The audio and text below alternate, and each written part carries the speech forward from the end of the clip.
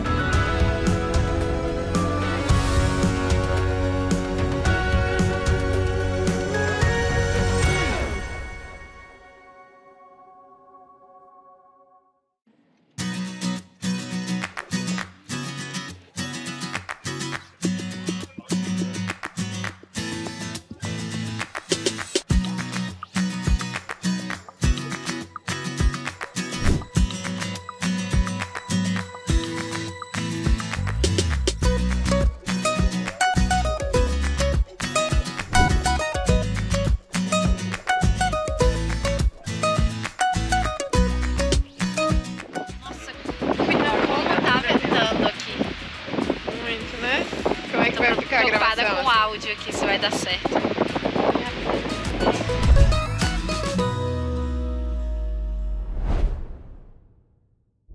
Antes de começar ou continuar o assunto hoje aqui de Antioquia da Psídia, eu quero dar um presente para você. Não apenas eu, mas todos os anjos da esperança que ajudam a manter o programa Evidências para que ele possa levar a palavra de Deus até o seu coração. E o presente está aqui na minha mão.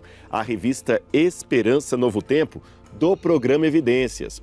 Uma série de estudos da Bíblia que foram preparados com muito carinho para você e sua família. E este exemplar aqui pode ser seu inteiramente grátis em qualquer lugar do Brasil. Aqui eu trato de assuntos verdadeiramente importantes com relação à Bíblia Sagrada. Por exemplo, será que Deus existe? Você pode confiar na Bíblia? Jesus, de fato, existiu ou foi um mito?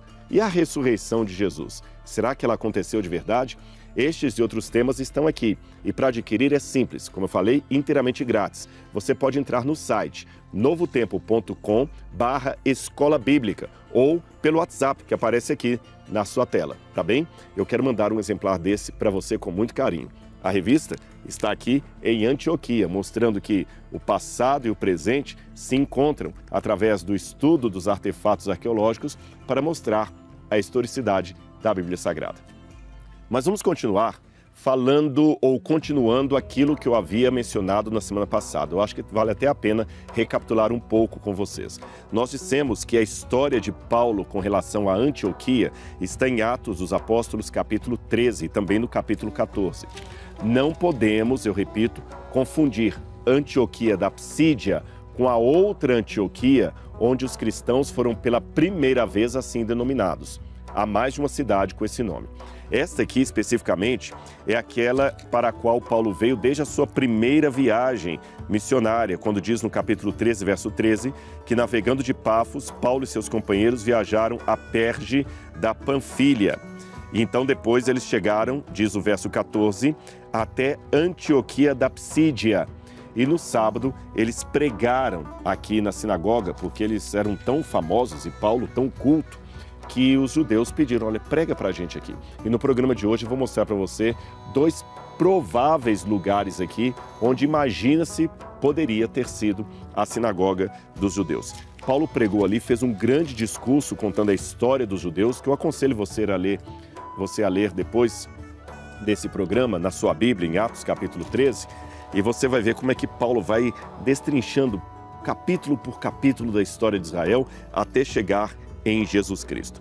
E diz que quando ele falou, a sinagoga ficou realmente assim bem balançada e o pediram para pregar de novo. Não apenas a ele, mas a Barnabé que estava consigo. Isso está no verso 42. Vou ler para vocês. Quando Paulo e Barnabé estavam saindo, as pessoas pediram que no sábado seguinte lhes falassem estas mesmas palavras. Terminada a reunião na sinagoga, muitos dos judeus e dos prosélitos piedosos seguiram Paulo e Barnabé. Estes, falando com eles, os persuadiram a ficar firmes na graça de Deus. Deixe-me explicar essa expressão. Muitos dos judeus e dos prosélitos piedosos. Na sinagoga, havia 3 classes de pessoas que concorriam sábado após sábado para aquele lugar. Isto era em praticamente todas as sinagogas do mundo grego. Os judeus eram os judeus de nascimento, aqueles que nasceram filhos de mãe judia, foram circuncidados ao 8º dia, ou seja, eram de família de judeus. Os prosélitos, também chamados de conversos, eram aqueles que não haviam nascido como judeus, mas se converteram ao judaísmo em alguma fase da sua vida adulta. E quem eram os piedosos ou tementes? Pessoas que eram simpáticas à doutrina judaica, mas não tinham se tornado de fato judeus, especialmente no caso dos homens, porque não haviam se submetido à circuncisão. Então esses 3 tipos ficavam sempre na sinagoga.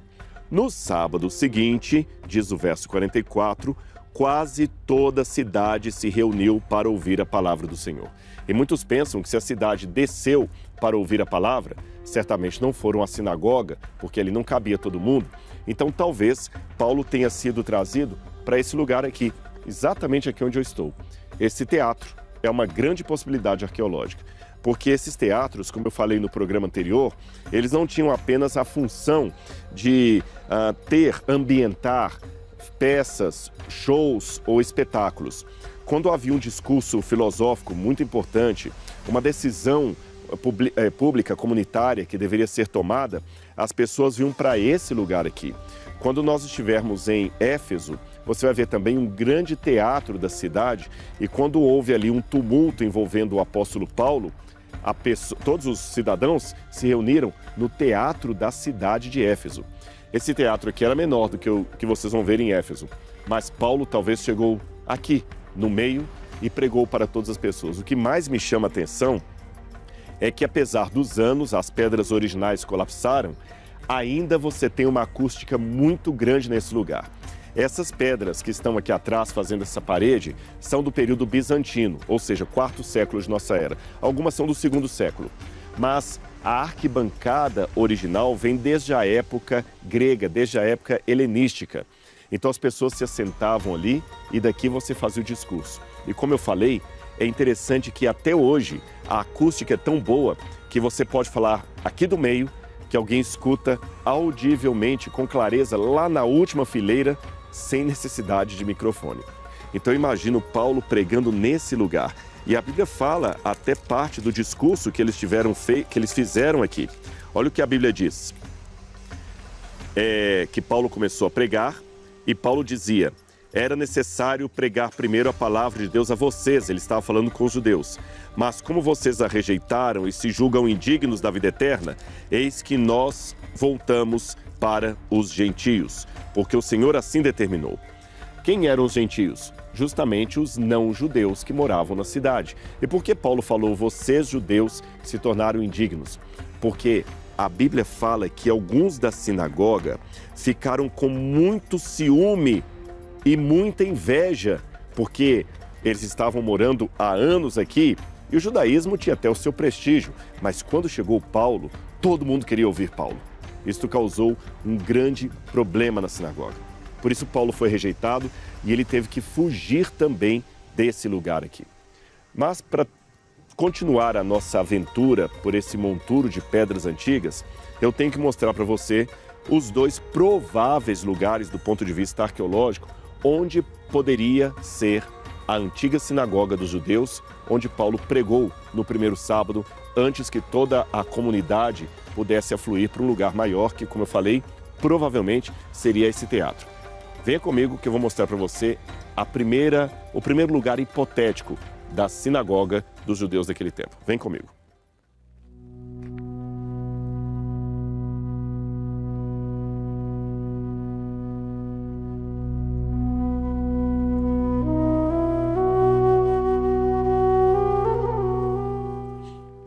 Eu não sei se você que está me assistindo agora consegue sentir um pouco da emoção de estar aqui nesse lugar.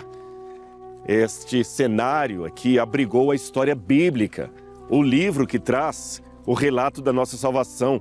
A mensagem de Deus do Evangelho começa por essas terras aqui. Eu sei que você não está pessoalmente aqui comigo, mas eu espero que você possa sentir um pouquinho desse clima agradável, de dar voz a pedras, ruínas, que trazem o contexto de uma história que é bem real. Não apenas a história é real, mas o Deus que se revela nessa história também é tão real que quase dá para tocá-lo. E quer ver mais um exemplo da realidade histórica de tudo isso que eu estou falando? Eu vou mostrar para você o que está logo ali embaixo, aquelas ruínas que estão ali. O Vassian vai mostrar para mim. Olha lá, mostra lá, Vassian. Aquelas paredes que vocês estão vendo ali, fazendo um ápice, estão vendo como se fosse um semicírculo. Aquela é a ruína de uma basílica. O que é uma basílica? Se você olhar bem assim no mundo grego, a basílica era o que acabou descendendo da antiga ágora. A ágora era a praça principal das cidades gregas. Era na ágora que você tinha os principais comércios. Quando um escravo, por exemplo, era libertado, o seu senhor o levava à ágora. E essa ágora, com o passar do tempo, foi se transformando numa basílica. A palavra basílica vem do grego basileus, que significa rei. Então, basílica era o lugar da realeza. Ainda no período romano, as basílicas se converteram em lugar público para julgamento, por exemplo, um lugar público para decisão de questões judiciais. O próprio Júlio César, por exemplo, foi morto numa basílica. E aqui nós temos então a basílica da cidade de Antioquia. Agora, como eu já mencionei anteriormente, Constantino, o imperador romano, se tornou cristão, pretensamente cristão. Há sérias suspeitas quanto à genuinidade da sua conversão. Será que ele realmente se tornou cristão ou foi apenas um jogo político? Não sei. O fato é que Constantino converteu as basílicas romanas em igrejas cristãs. Por isso que hoje você fala a basílica de tal lugar, a basílica de tal lugar, e você pensa numa igreja cristã, não num monumento romano. E nós já chegamos aqui na basílica. Agora, uma tradição histórica, uma tradição arqueológica, uma possibilidade, vamos colocar assim, uma possibilidade arqueológica mais recente, acredita que aqui onde está o resto arqueológico dessa basílica seria a sinagoga dos judeus da época do apóstolo Paulo. O que eu tenho aqui de fato, eu vou até pedir o Vassian para vir por esse lado aqui, dar a volta que está melhor, nós temos os restos dessa basílica cristã do quarto século, do início da Idade Média. E aqui está até o nome dela, a Igreja de São Paulo. Eles dão o nome da Igreja de São Paulo porque eles acreditam que essa basílica, convertida em igreja cristã no período constantiniano, seria a demarcação de onde Paulo havia antes pregado aos judeus. Há uma possibilidade arqueológica e muitos acadêmicos defendem isso. Eu particularmente penso que a sinagoga poderia estar no outro sítio que eu vou mostrar para vocês daqui a pouquinho. Como eu falei anteriormente, há 2 lugares como possibilidade para a sinagoga dos judeus. Nós não encontramos ainda, as escavações aqui estão interrompidas por questão financeira, nós não encontramos ainda um indício claro, aqui era a sinagoga dos judeus, porque a arqueologia trabalha com fragmentos de história. Infelizmente não temos um quadro de tudo como estava, tintim por tintim, detalhe por detalhe. Ademais, nós temos uma problemática, porque considerando que a arqueologia significa um bolo de camadas arqueológicas, onde você tem uma civilização construída sobre outra, sobre outra, sobre outra, para destruir uma civilização apenas para achar uma de baixo, cria para o arqueólogo um verdadeiro dilema de Sofia. Ou seja, para encontrar a antiguidade, eu tenho que destruir a antiguidade que está logo acima. Então, como é que a gente pode destruir a antiguidade do quarto século só para ver o que está embaixo? Há alguns meios que estão sendo usados hoje, como o GPS, que você faz o aprofundamento, mas enfim, ainda são meios muito caros e a arqueologia aos poucos vai driblando a situação econômica e tentando dar a sua contribuição. Aqui nós temos as pedras do período romano mais antigo, tá certo? Da Basílica, e essa parte de tijolos aqui já é do período da Idade Média. Então você vê, o que é da Idade Média está assentado sobre as pedras mais antigas. Então, alguns pensam que aqui poderia ser o lugar onde Paulo pregou para os judeus e daqui ele teria ido para o teatro, que só para vocês terem uma noção de localidade, o teatro está logo ali, olha. Se aqui foi o local original da sinagoga, Paulo, então, no sábado, saiu daqui para pregar no teatro, já que a multidão da cidade queria ouvi-lo. Mas existe um outro provável lugar para a sinagoga e é esse que eu vou mostrar para você daqui a pouquinho. Vem comigo.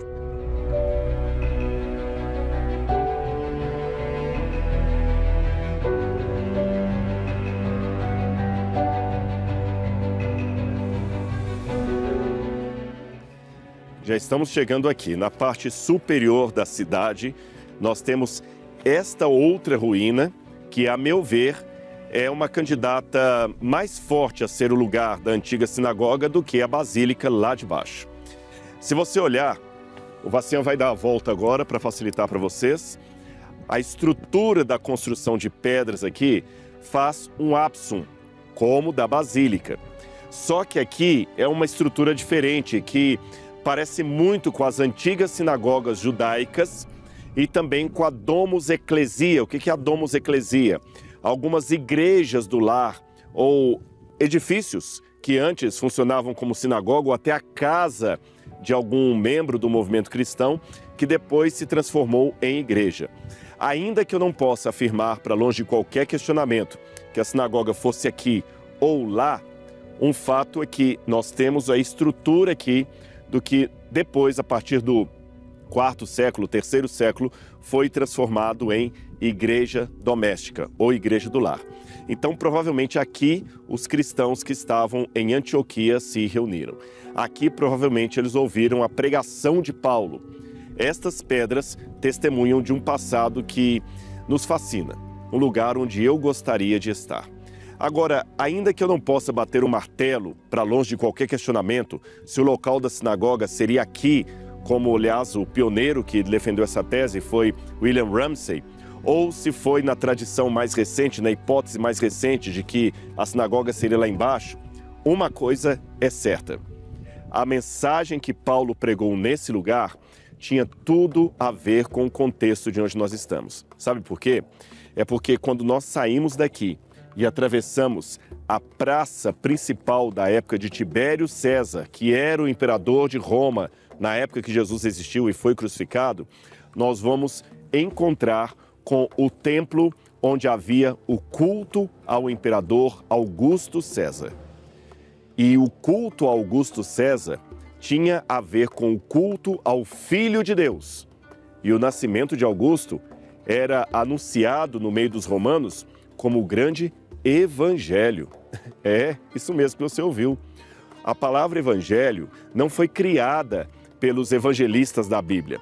Ela foi emprestada do mundo greco-romano. Mas eu vou falar mais dessa história quando estiver com vocês lá nas ruínas do templo de adoração ao imperador. Vem comigo.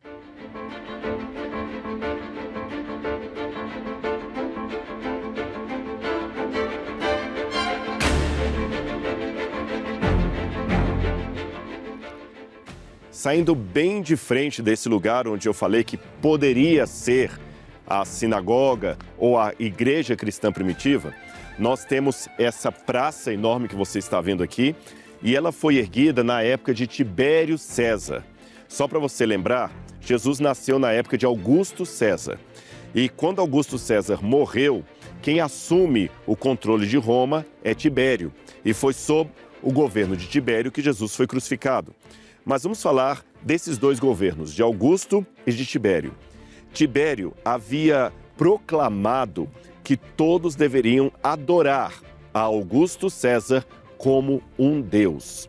Inclusive, eles encontraram nesse lugar aqui onde eu estou, próximo dessas ruínas, e hoje está no museu local, uma inscrição latina, onde está escrito Res Gestae, que significa os provimentos ou os atos da divindade de Augusto César, porque acreditava-se que Augusto seria um deus em forma humana, o Filho de Deus.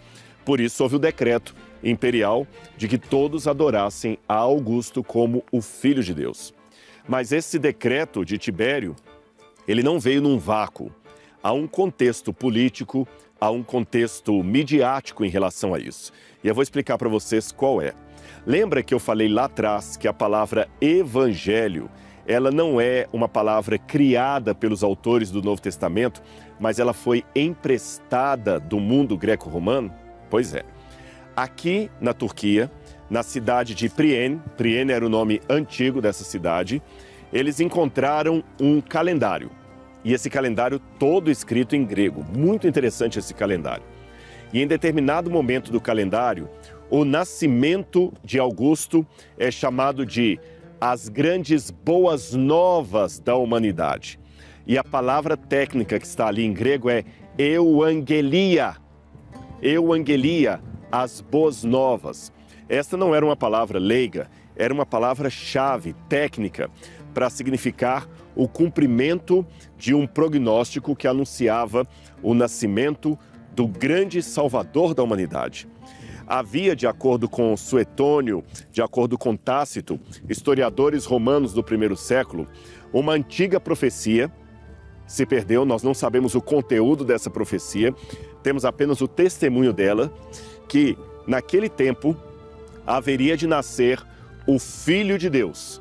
Inclusive, lá em File, uma ilha do Egito, tem uma inscrição anunciando que Augusto César seria esta criança de ouro que haveria de nascer, o Filho de Deus. E ele é chamado ali de a grande estrela da manhã, o Salvador de Deus, brilhando como a estrela que vem do céu.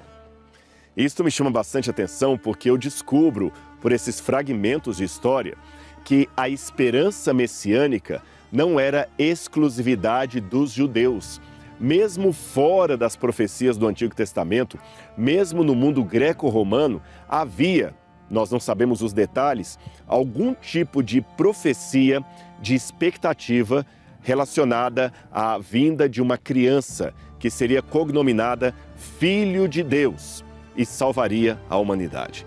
E pelo que sabemos da propaganda da época, os romanos, especialmente aqueles que viviam em cidades grandes como esta aqui, entendiam que Augusto era esse Filho de Deus que salvaria a humanidade. E por isso que nesse lugar foi colocado o propylon, que é a adoração a ele, e aqui, nessas paredes que vocês estão vendo, com todas essas colunas aqui atrás, ficava o santuário em adoração a Augusto César. É interessante que nessa época, as pessoas não eram obrigadas a adorar o imperador enquanto ele estava vivo. Eles só tinham que adorar o imperador como um deus depois da sua morte. Agora, os próprios historiadores dão conta que, pela metade do primeiro século de nossa era em diante, havia um desgosto, um desapontamento popular em relação a esta situação de salvação que Augusto César traria, porque ele já havia morrido e a Pax Romana que ele havia inaugurado estava assim desvanecendo. Onde estava a esperança? E aquele evangelho que proclamava a vinda do Messias ou do Salvador, para usar a linguagem pagã, e que todos pensavam que era o imperador, e essa paz agora não levava a lugar nenhum. As pessoas aqui da cidade de Antioquia continuavam vindo adorar nesse lugar aqui. Não somente os moradores locais, mas pessoas de vários outros lugares, de outros assentamentos, de outras províncias, vinham adorar nesse lugar.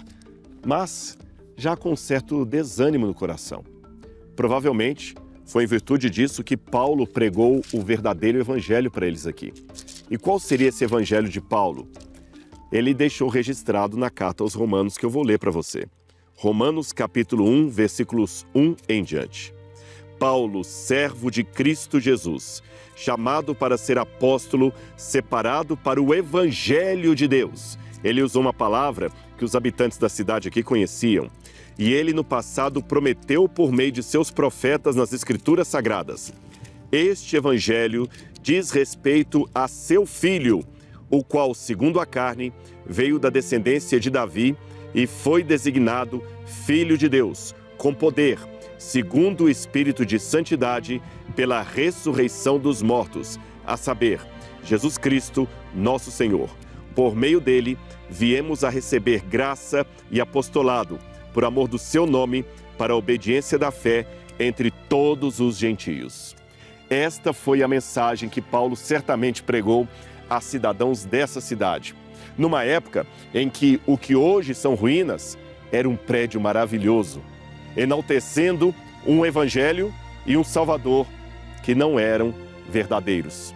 Aí Paulo então corrige. Eu vou falar para vocês qual que é o verdadeiro evangelho. Não é o de Augusto César, é o de Jesus de Nazaré, esse que eu anuncio e prego. Paulo esteve aqui.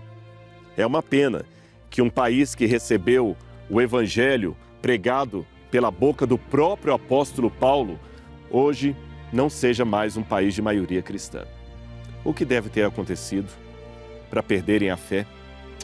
Há muitas coisas ainda para contar para vocês durante essa nossa jornada aqui na Turquia, mas eu espero que você não ouça isso apenas como uma aula de história, mas sim como uma mensagem de fé e esperança, desejando que você e o apresentador desse programa tenhamos o Espírito Santo em nós, assim como o apóstolo Paulo. A Laura vai mostrar para vocês mais uma curiosidade de uma cidade que fica perto daqui e que também é mencionada no livro de Atos dos Apóstolos, a cidade de Cônia, ou Icônio, conforme a descrição bíblica.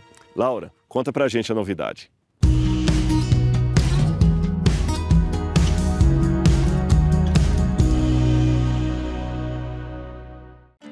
Ah, vocês acharam que eu não ia aparecer hoje? Eu só deixei para o final porque agora nós estamos em Cônia e foi para cá que Paulo e Barnabé vieram quando eles foram expulsos de Antioquia, que é onde aconteceu o programa de hoje. O Rodrigo já explicou tudo sobre eles.